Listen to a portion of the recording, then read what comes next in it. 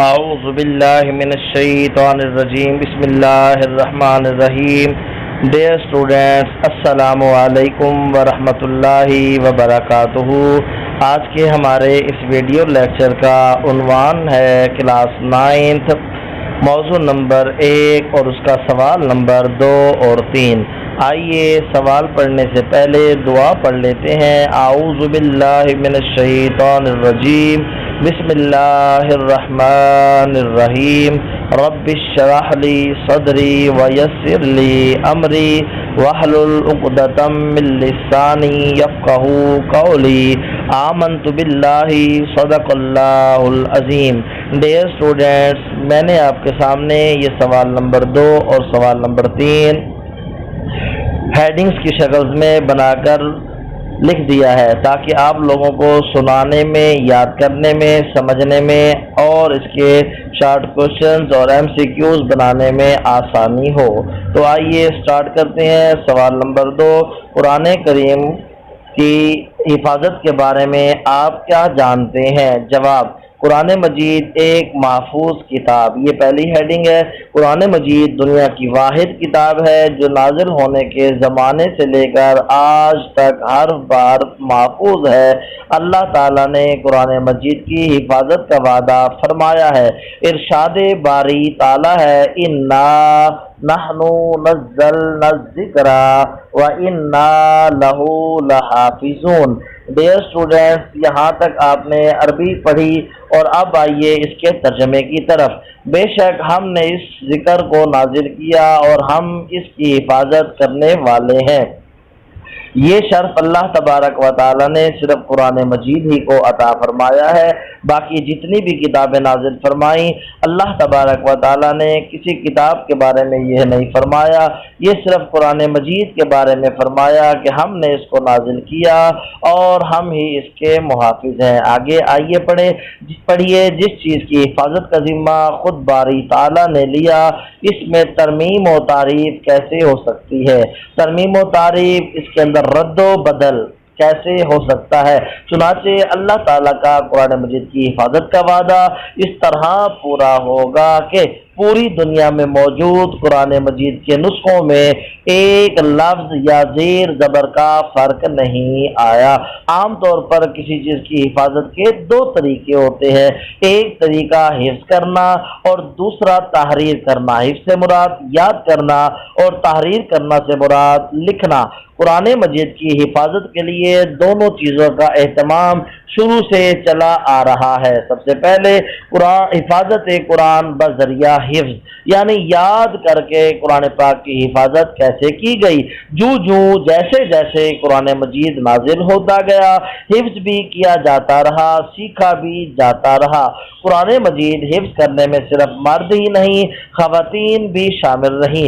حضرت عائشہ، حضرت حفصہ اور حضرت ام سلمہ رضی اللہ تعالی عنہا قرآن کی حفاظ تھیں، حتیٰ کہ رسول اللہ صلی اللہ علیہ وآلہ وسلم کی حیات طیبہ میں ہی قرآن مجید اکثر امہات المومنین مومنوں کی مائیں، یعنی نبی پاک صلی اللہ علیہ وسلم کی بیویاں، اہل بیت نبی پاک صلی اللہ علیہ وآلہ وسلم کے گھر والے، صحابہ کرام اور صحابیات کو حفظ ہو چکا تھا اور دور نبوی میں حفاظ کی تعداد سینکڑوں سے تجاوز کر چکی تھی۔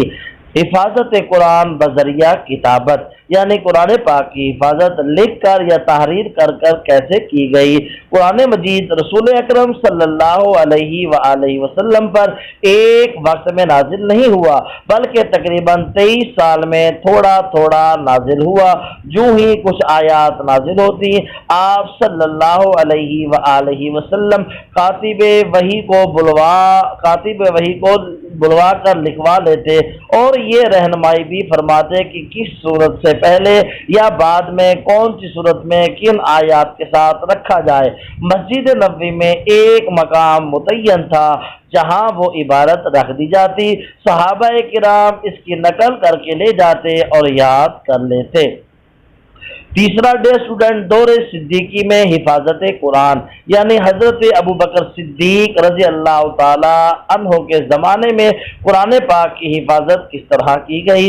رسول اللہ صلی اللہ علیہ وآلہ وسلم کی رحلت کے بعد، یعنی آپ کا دنیا سے ظاہری طور پر پردہ فرمانے کے بعد، حضرت ابو بکر صدیق رضی اللہ تعالی عنہ نے رسول اللہ صلی اللہ علیہ وآلہ وسلم کے لکھوائے ہوئے تمام اجزاء کو آپ صلی اللہ علیہ وآلہ وسلم کی مقرر کردہ ترتیب کے ساتھ یکجا کرا کے، یعنی ایک جگہ اکٹھا کر کے محفوظ کرا دیا۔ آیات کی ترتیب اور صورتوں کے نام وہی تھے جو رسول اللہ صلی اللہ علیہ وآلہ وسلم نے اللہ کے حکم سے مقرر فرمائے تھے۔ عہد عثمانی میں حفاظت قرآن، یعنی حضرت عثمان غنی رضی اللہ تعالی عنہ کے دور میں حفاظت قرآن کیسے کیا گیا۔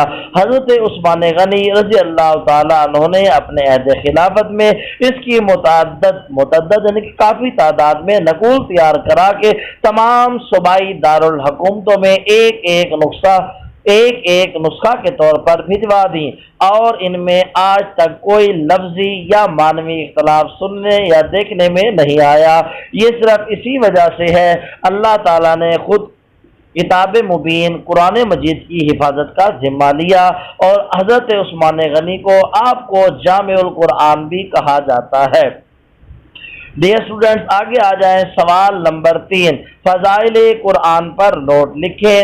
جواب: قرآن اللہ تعالیٰ کی آخری کتاب ہے۔ یہ کتاب مکمل ضابطۂ حیات ہے، یعنی اس کے اندر زندگی کے تمام قواعد، تمام قانون، تمام دستور موجود ہیں۔ قرآن شریعت اسلامیہ کا اولین ماخذ اور اسلامی تعلیمات کا منبع، اور بنی نوع انسان کے لیے دائمی ہدایت کا سرچشمہ اور علم و حکمت کا بے مثل خزینہ ہے۔ قرآن کے ان گنت فضائل ہیں، چند فضائل درج ذیل ہیں۔ نمبر 1، شک و شبہ سے بالا تر۔ قرآن مجید میں جو کچھ بیان ہوا ہے وہ یقینی علم ہے اور حقیقت کی بنیاد پر مبنی ہے، اس میں کسی شک کی گنجائش نہیں۔ بہترین خوشخبری: جس طرح یہ کلام تمام کلاموں سے بہتر ہے، اسی طرح وہ انسان بھی جو اس کا علم حاصل کرے اور دوسروں کو بھی سکھائے۔ ارشاد نبی صلی اللہ علیہ وآلہ وسلم: خیرکم من تعلم القرآن وعلمہ۔ ترجمہ: تم میں سے بہتر وہ ہے جس نے قرآن سیکھا اور سکھایا۔ اس لیے ہمیں چاہیے قرآن پاک کا علم حاصل کرنے کی طرف سب سے زیادہ توجہ دیں اور اس کے لیے کسی طرح کی محنت سے دریغ نہ کریں، یعنی پیچھے نہ ہٹیں۔ آگے ڈیئر اسٹوڈنٹس، اگلی ہیڈنگز آپ غور سے دیکھیں۔ حقیقی فلاح کا دار و مدار، حقیقی کامیابی کا دار و مدار۔ اس میں ہر خطے کے تمام انسانوں کے لیے مکمل ہدایت اور رہنمائی موجود ہے، اور انسان کی دنیا و آخرت کی حقیقی فلاح کا دار و مدار اسی پر عمل کرنے میں ہے۔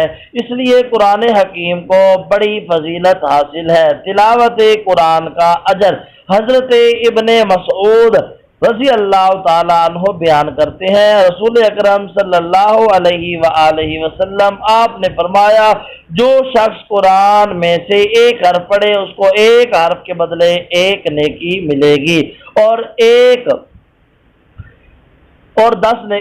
نیکی 10 نیکیوں کے برابر ہوگی۔ مثال کے طور پر الف لام میم کو ایک حرف نہیں کہتے، بلکہ الف ایک حرف ہے، لام ایک ہے اور میم ایک حرف ہے۔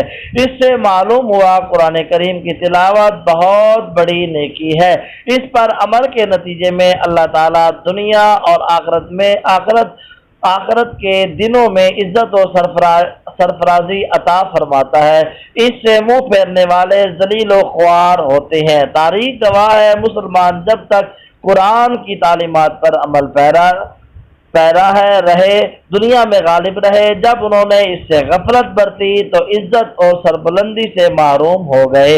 علامہ اقبال نے مسلمانوں کی حالت زار کو یوں بیان کیا ہے، وہ معزز تھے زمانے میں مسلمان ہو کر، تم خوار ہوئے تاریک قرآن ہو کر۔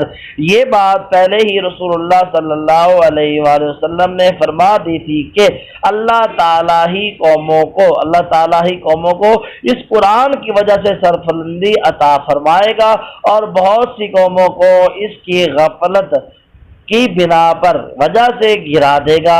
اسی لیے ہمیں چاہیے قرآن پاک کی تلاوت کریں، اس کو سمجھیں اور اس کی تعلیمات پر عمل کرنے کی کوشش کریں۔ نزول رحمت کا نازل ہونا، حضرت ابو سعید خدری رضی اللہ تعالی عنہ بیان کرتے ہیں، رسول اکرم صلی اللہ علیہ وآلہ وسلم نے فرمایا، جس شخص کو قرآن مجید کی مشغولیت نے میرے ذکر کرنے اور دعا مانگنے کی فرصت نہ دی ہو، اسے دعا مانگنے والوں سے بڑھ کر نعمتیں عطا کروں گا۔ شفاعت قرآن، رسول اللہ صلی اللہ علیہ وآلہ وسلم نے فرمایا، قرآن مجید پڑھا کرو کیونکہ قیامت کے دن وہ اپنے پڑھنے والوں کی شفاعت کرے گا۔ سایہ رحمت، آپ صلی اللہ علیہ وآلہ وسلم نے ارشاد فرمایا، جس کے گھر میں قرآن پاک کی تلاوت کی جاتی ہے اس گھر میں اللہ تعالیٰ کی رحمت نازل ہوتی ہے اور فرشتے گھر والوں پر سایہ کر لیتے ہیں۔ صدقہ کرنے کی مثل، رسول اللہ صلی اللہ علیہ وآلہ وسلم نے فرمایا، بلند آواز سے قرآن مجید کی تلاوت کرنے والا ظاہر کر کے صدقہ دینے والے کی طرح، اور آہستہ آواز میں تلاوت کرنے والا قرآن مجید کی چھپا کر تلاوت کرنے والا ایسا ہے جیسے چھپا کر صدقہ دینے والوں کی طرح۔ اللہ تبارک و تعالیٰ سے دعا ہے، اللہ تبارک و تعالیٰ ہمیں قرآن مجید سمجھنے سننے کی توفیق عطا فرمائے۔